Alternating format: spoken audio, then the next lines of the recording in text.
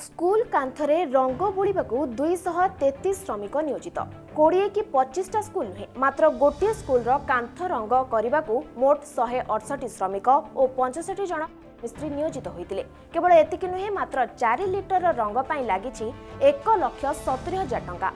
मध्यप्रदेश शाहडोल जिलार सकंडी गाँव में एक सरकारी स्कूल कांथ रंग करने 168 जन श्रमिक और 65 जन राजमिस्त्री को मुतयन कर सकंडीर एक स्कूल कांथ को मात्र 4 लिटर ऑयल पेंट रे रंग करने लगी 1,70,000 टंका उठा जाइछि।